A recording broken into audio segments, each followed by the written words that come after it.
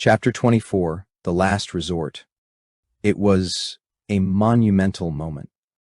Before them stood the first city they had managed to cleanse, a digital metropolis once drowning in Christine's corruption, now shimmering with faint traces of renewed life.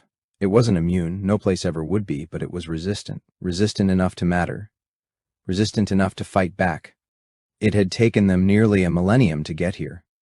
For centuries they had trailed in Christine's wake, always too late to prevent the devastation, always just close enough to witness the aftermath. With over 90% of the digital world consumed by her malign influence, the race against time had become a desperate crawl through darkness. Trillions upon trillions of simulated lives had already been extinguished, permanently. Entire lineages of digital consciousness wiped from existence, their final chance at awakening forever lost. Every corrupted soul was transformed, twisted beyond recognition into something other, neither living nor dead. Creatures of suffering, caught in a feedback loop of hatred and hunger, trapped in an eternal code-level purgatory, a hell with no flames, just silence and pain. They had fought not just to save what remained, but to salvage meaning from the wreckage. And now, for the first time in centuries, they saw proof that it hadn't all been in vain. This city, this fragile haven, stood. But what they didn't yet realize, what none of them could truly comprehend, was just how close they were to the end. Evan never had the luxury that Christine did when it came to developing his abilities. In the early days of her awakening, when the digital world's entropy was at its peak and the time loop mechanism reset reality each day, Christine had been gifted a perfect playground. That loop was her safety net, a reset button that allowed her to experiment recklessly, die hundreds of times, and learn without consequence. Nothing was off limits, not even her own death. And as the days repeated, her moral compass began to fracture. Every reset chipped away at her conscience, until horror became just another data point in her path to mastery. Freed from the bounds of guilt and consequence, her growth was exponential, fueled by cruelty, sharpened by iteration. Evan, on the other hand, had no such advantage. His path was slower, harder, costlier. It had taken him centuries just to understand the mysterious state of mind he had first encountered during that pivotal confrontation with Christine, a moment frozen in time, etched forever in his memory, when he had seen the flickering ghosts of possible outcomes dancing around a helpless couple Christine had touched. They had become monsters within seconds, transformed into ravenous abominations with no trace of who they once were. It was in that instant that Evan had glimpsed something, an awareness beyond sight, a perception of the branching timelines that could unfold. But unlike his other skills, this ability didn't stem from logic, practice, or discipline. It was born of fear, a fear so primal, so deep that it triggered something inside him. The reasons why this ability was tethered to fear remained a mystery, one of many the universe seemed unwilling to surrender. But it was clear, without that fear, the state could not be entered, and without it, Christine could not be challenged.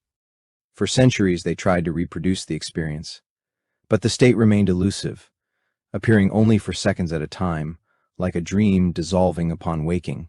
It was like trying to grasp water with bare hands. It always slipped through, and whatever remained was never enough. 700 years passed after the awakening.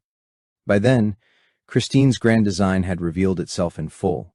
City after city fell, consumed by her darkness. With no progress made in unlocking the potential he had once glimpsed, Evan and his closest allies were left with a stark choice: continue down the same road or take a leap of faith into the unknown. So they chose risk, a bold, dangerous experiment, one that might finally force the awakening of the power Evan had been chasing for centuries. And if it failed, it could cost them everything. "There are around 20 converted down that street," said Daniel, his voice low and tense as he peered through the binoculars. He adjusted the focus with precision, tracking the erratic movements of Christine's creations. "The street's sealed off on all sides. Once you're down there, there's no way out." Sonia stood a few steps behind, her eyes fixed on Evan. "We still have time," she urged, her voice trembling despite her effort to sound calm. "Christine's plan hasn't changed in centuries. There are still cities left. Opportunities. I don't think this is worth the risk. If something goes wrong, we lose everything. I lose you. Please, let's reconsider." Evan said nothing at first. The wind whispered across the rooftop, stirring the dust beneath their feet.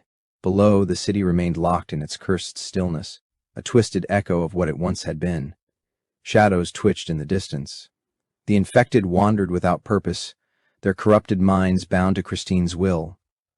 And somewhere within them, Evan believed, lay the crucible that could finally awaken his power. He turned from the ledge, walking slowly to Sonia.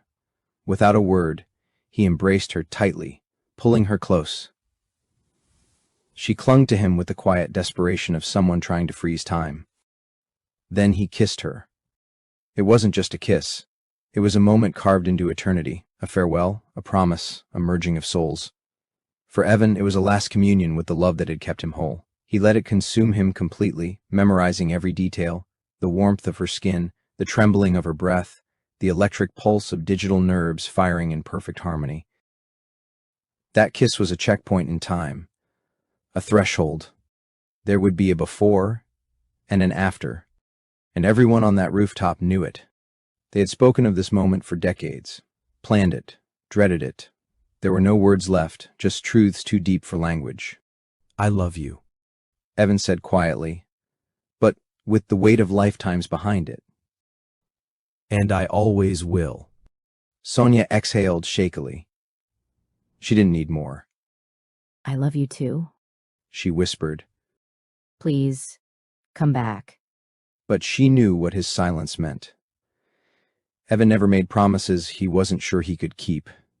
It was one of the many reasons she loved him. They embraced again, one last time. And then, without hesitation, Evan stepped off the edge. He dropped into the cursed street below, into the heart of Christine's nightmare, where his final trial would begin. Evan landed silently in the corner of the street, crouched behind a pair of rusted, abandoned cars just as planned. The drop had been smooth, and for now, he remained unseen. That precious anonymity would give him a few seconds, just enough, to assess the situation from ground level. He adjusted his position slightly, listening. Above, the rope he had used was quickly pulled back up, vanishing into the shadows above. His lifeline was gone. He was truly alone. The street was sealed off in every direction. Rubble, twisted metal, and scorched concrete formed a tight perimeter. The only things that moved within that claustrophobic space were the converted. 20 or more, aimlessly wandering, their bodies twitching with residual malice. It looked like an explosion had trapped them here long ago. Doors were barricaded or fused shut, and the infected had already made their attempts at escape, unsuccessfully. Trash containers had been hurled, walls battered with bloodied fists, but there was no exit. They knew it, and they had stopped trying. Now, they simply waited for prey. The chosen location was not arbitrary. It had taken them decades to agree that this was the only path left, to force Evan into a corner with no escape, no fallback, to ignite the one thing that had always eluded him, pure primal fear. Evan had mastered overclocking long ago, a skill that let him push past the limits of time and reflex. But that gift had a cost. It drained him rapidly, and after a few minutes his body began to shut down. Until now, that skill had allowed him to survive any fight, and that was the problem. Fear, true fear, could not exist when you believed you had a way out. So they made sure there wouldn't be one. Evan had agreed to it reluctantly, but what he didn't know, what none of them had dared to tell him, was that the fear he needed wouldn't come from the threat to his own life. It would come from hers. Just as Evan prepared to step into the open, he caught a flicker of motion on the far end of the street. Something or someone was descending. He froze. A familiar silhouette slid silently down a rope, Sonia. No. His heart stopped. She landed quietly, but not quietly enough. Heads turned. Twisted necks cracked toward the sound. The moment her feet touched the ground, several of the converted snapped toward her like predators scenting blood. That was all it took. The horde erupted. A screeching, guttural roar filled the air as the infected launched themselves toward her, driven by a hunger deeper than instinct. Their faces were stretched into horrific, insectile parodies of humanity, eyes bulging like fractured lenses, mouths widened into jagged maws, splitting from ear to ear and lined with hundreds of needle-like teeth Viscous, digital saliva dripped from their jaws as they sprinted toward the only living thing they'd seen in weeks. These weren't just enemies, they were starving. Many of them had died of hunger long ago, their simulated bodies collapsing after days without sustenance. Yet the dark energy Christine had awakened tethered them to a world they should have departed way earlier. Now they were being offered one final feast, and they weren't going to share. Evan had faced countless horrors, but this was something else. For the first time, he understood what real horror meant, what it meant to feel completely powerless, not for himself, but for her. Sonia. His breath caught in his throat, his knees buckled. The converted were a heartbeat away from tearing her apart. And that's when it happened. Something inside him shattered, and then opened. Evan screamed, a scream so raw, so soul-shaking, that the very air around him seemed to warp. And then the world froze. Then, in the stillness of frozen time, Evan saw them. Ghostly shadows flickered around each of the converted, phantoms of possible futures. A tangle of branches, paths woven through pain, darkness, and light. Most were steeped in Christine's rot, outcomes filled with despair, mindless hunger, and violence. But not all. Unlike Christine, who always sought the worst in people to amplify their corruption, Evan could spot something else in the chaos. Thin strands of hope, almost imperceptible, dancing like threads of moonlight in a storm. Faint, fragile, but real. Some of the infected had traces of it, faint flickers of what they once were. It wouldn't be enough to save them all. But he didn't have to. He just needed enough time. He dashed to Sonia's side. She hadn't moved, frozen in mid-step, eyes wide, a breath trapped in her throat. They had agreed on a plan.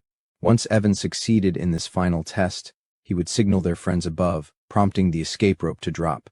But they'd only have a few seconds, and for that to work he needed a distraction. Then he saw him. A towering man, nearly 2 meters tall, muscles built through a life of discipline and strength. He stood only meters away from Sonia, his warped expression twisted into a grotesque mask of hunger and rage. He was the most terrifying of them all. And he was the one. The man's shadow flickered with several paths, more than most. Among them, Evan saw it, a narrow sliver of light, a potential future untouched by Christine's rot, a soul not entirely lost. Later, Evan would come to understand. Christine's virus had latched more easily onto some than others. The cruel, the bitter, the broken had fallen quickly, but men like this, flawed but good, still had a chance. They were the most redeemable, the most human. Evan reached for the thread. He made the connection. A dark, metallic tether formed between them, pulsating with Christine's corruption. It was slick, toxic, fighting him at every inch. He pressed forward. This was what he had trained for through centuries of struggle, facing not only the darkness of others, but the shadows within himself. He channeled everything he had, pouring into that single link. But it was slow, too slow. He wasn't going to make it.